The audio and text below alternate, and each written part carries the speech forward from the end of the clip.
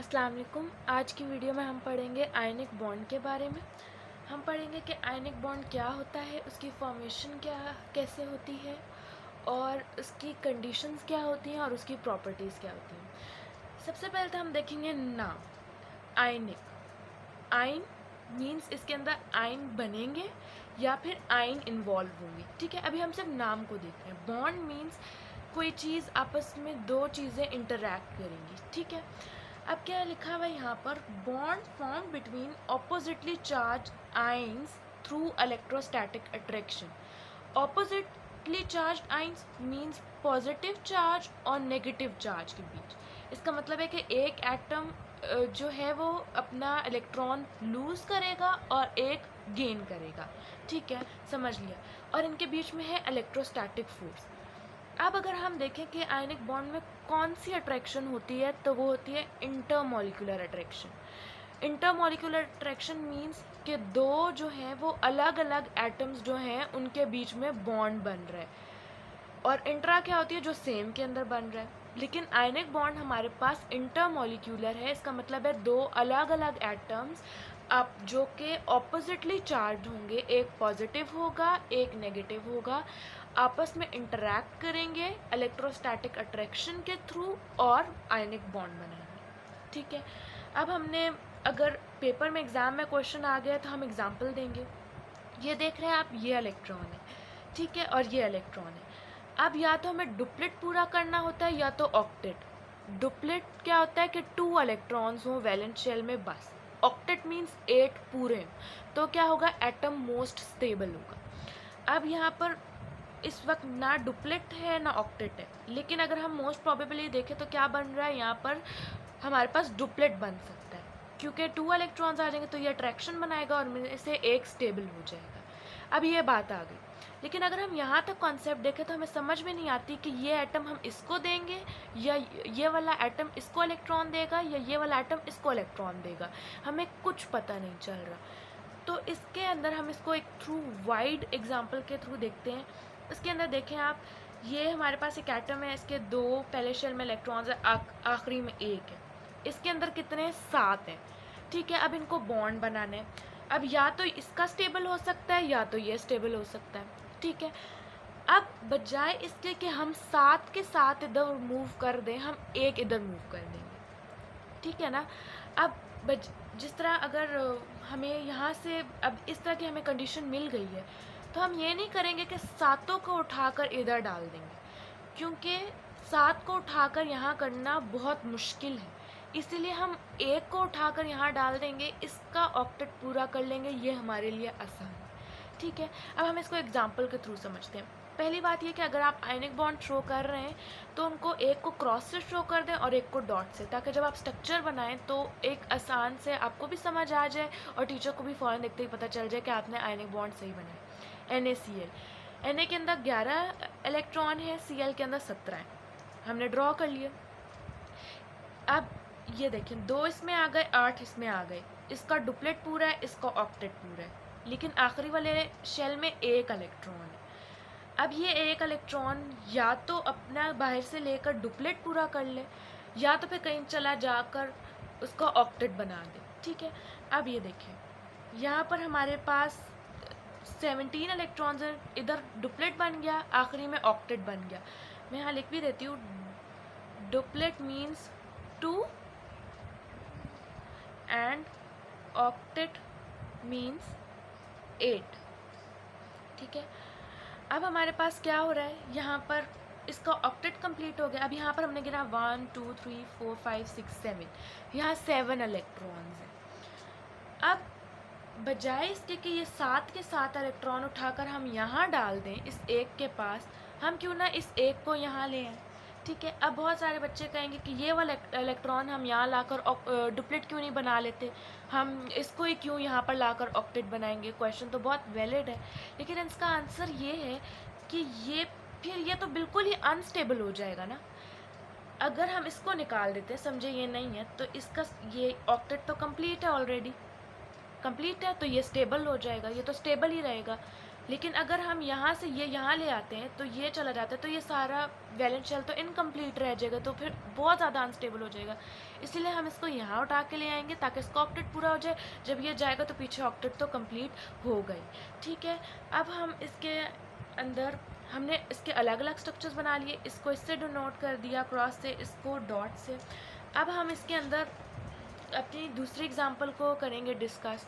पहले हम इसका अगला स्ट्रक्चर की फॉर्मेशन डिस्कस करेंगे। Na है, हमने एक इलेक्ट्रॉन उसको दे दिया है, ठीक है, जैसे मैंने पहले दिखाया आपको, जैसे मैंने आपको ये यहाँ दिखाया, ये वाला जो एक इलेक्ट्रॉन है ये यहाँ पर आ गया। अब आगे क्या हो रहा है, ठीक है, Cl में हमने इसको यहाँ दे दिया, ये पूरा हो गया। ये क्या हो गया, यहाँ पर हमारे पास आयनिक बॉन्ड बन गया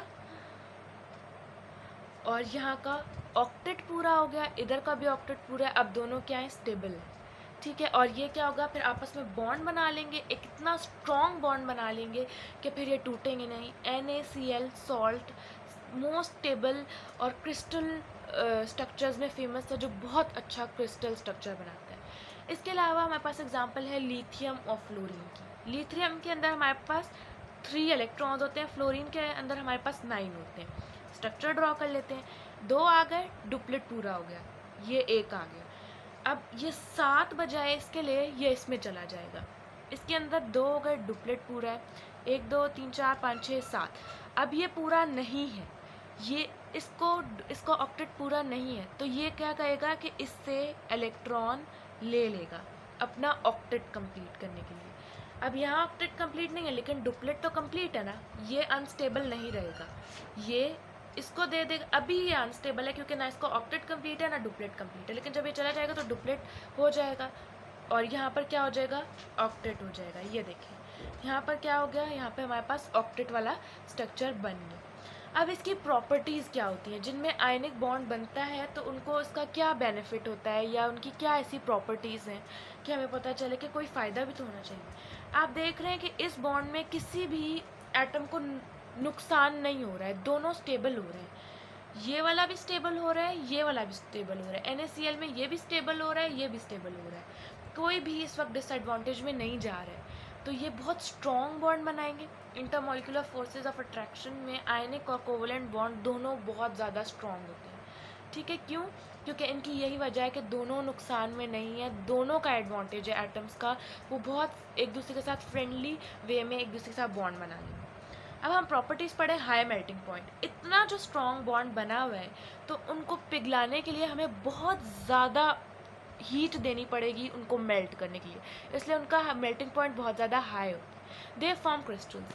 NaCl बेस्ट एग्जांपल है क्रिस्टल की, कितना खूबसूरत और प्रॉपरली अरेंज क्रिस्टल बनाता है। क्यों, क्योंकि उसके अंदर आयनिक बॉन्ड होता है, वो दोनों आपस के साथ बॉन्ड बनाकर एक दूसरे को स्टेबल रखते हैं, एक दूसरे का नुकसान नहीं होता है उसमें।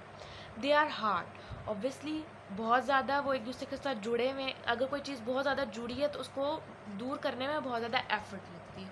सो ये वही वाली बात। Poor conductivity in solid state. अब आपको पता है कि इलेक्ट्रिकल कंडक्टिविटी कैसे होती है, जब हमारे पास फ्री इलेक्ट्रॉन्स अवेलेबल होते हैं, इलेक्ट्रॉन्स इजीली इधर उधर घूम रहे होते हैं, तो हमारे पास क्या होती है, इलेक्ट्रिसिटी एक जगह से दूसरी जगह पास हो सकती है। सॉलिड स्टेट है, सारे इलेक्ट्रॉन्स यूँ जुड़े हुए हैं, कोई भी फ्री ऐसे यूँ मूव नहीं कर रहा है। अगर वो फ्री मूव नहीं कर रहा है तो क्या होगा कि poor conductivity in solid state. लेकिन हमारे पास जो एक्वस सोल्यूशन है, लिक्विड है, वो थोड़ा सा इतना सा है, तो वहाँ पर इजीली इलेक्ट्रॉन जो है वो फ्री मूवमेंट कर रहा है, इसीलिए वो हाई कंडक्टिविटी शो करते हैं एक्वस सोल्यूशन। अब ऑब्वियसली हर चीज़ की कोई ना कोई कंडीशन होती है। अब ऐसा तो नहीं हो सकता कि हर एटम जो है वो आयनिक बॉन्ड बना ले स्ट्रॉन्ग होने के उसमें, वरना फिर कोवलेंट कौन बनाए, फिर कोऑर्डिनेट कोवलेंट बॉन्ड कौन बनाए, हाइड्रोजन बॉन्डिंग कौन करे, इतनी टाइप्स ऑफ बॉन्डिंग्स होती हैं, तो हर बॉन्डिंग का कोई ना कोई कंडीशन होती है। सेम इसी तरह आयनिक बॉन्ड की क्या कंडीशन है कि एक मेटल होना चाहिए और एक जो है हमारे पास नॉन मेटल होना चाहिए। वो मेटल और नॉन मेटल का क्या मतलब है, यानी एक कोई भी गैस हो जाए और एक कोई भी अच्छा सा मेटल हो जाए, कोई कंपाउंड हो जाए। जैसे NaCl है हमारे पास, क्लोरीन क्या होती है हमारे पास, डायटोमिक फॉर्म में गैस की फॉर्म में एग्जिस्ट करती है। Na हमारे पास मेटल, तो ये दोनों ने क्या किया, बहुत स्ट्रॉन्ग बॉन्ड बना लिया। लिथियम है और फ्लोरीन है। फ्लोरीन डायटोमिक फॉर्म में क्या है, हमारे पास गैस होती है, और लिथियम हमारे पास क्या है, मेटल होता है।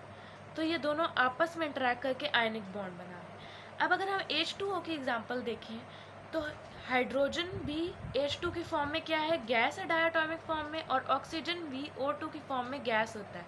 ठीक है, तो ये दोनों तो आयनिक बॉन्ड बिल्कुल नहीं बना सकते।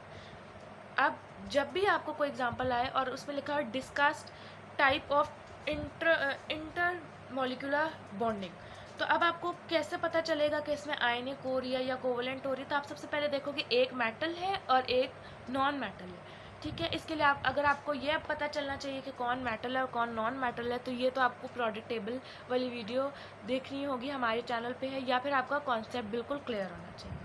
तो अब हाइड्रोजन भी गैस है और ऑक्सीजन भी गैस है, ये दोनों एक दूसरे के साथ इंटरेक्ट करेंगे तो ये आयनिक बॉन्ड नहीं बनाएंगे, क्योंकि इसके अंदर एक मेटल नहीं। NaCl है, आप देखो Na है वो मेटल है, Cl2 क्या है, गैस है, क्योंकि वो डायटोमिक फॉर्म में एग्जिस्ट करेगी। ऐसे आप अपने कॉन्सेप्ट को क्लियर करो और आपस में इसको देखो कि कौन सा स्ट्रक्चर क्या बना रहा है, कैसे कर रहा है, तो खुद ब खुद आपको आयनिक बॉन्ड आ जाएगा। आयनिक बॉन्ड बहुत ज़्यादा आसान है, सिंपल ये बात है कि एक पॉजिटिव आयन होता है और एक नेगेटिव आयन होता है। अब हम पॉजिटिव और नेगेटिव को अगर डिस्कस करें तो यहाँ पर Na ने अपना इलेक्ट्रॉन दे दिया, तो Na पे कौन सा चार्ज आ गया, पॉजिटिव। क्लोरीन ने इलेक्ट्रॉन लिया है तो कौन सा चार्ज आ गया, नेगेटिव। पॉजिटिव और नेगेटिव के बीच में अट्रैक्शन हुई तो क्या बना, आयनिक बॉन्ड। ठीक है, अब अगर हम यहाँ पर बात करें लिथियम, लिथियम ने अपना इलेक्ट्रॉन दिया है तो यहाँ पर क्या होगा, लिथियम ने अपना इलेक्ट्रॉन दिया है तो यहाँ पर क्या होगा, इसके ऊपर पॉजिटिव चार्ज आ जाएगा। फ्लोरीन ने अपना इलेक्ट्रॉन लिया है उससे, तो क्या आ जाएगा, नेगेटिव। यहाँ पर क्या बॉन्ड बन रहा है, आयनिक। तो आयनिक बॉन्ड सिंपल अट्रैक्शन है ऑपोजिटली चार्ज आयन्स के बीच में, जो एक मेटल होगा और एक नॉन मेटल होगा। Thank you so much for watching our video. अगर आपको हमारी वीडियो समझ आई हो तो हमारे चैनल को लाइक, सब्सक्राइब और शेयर करें।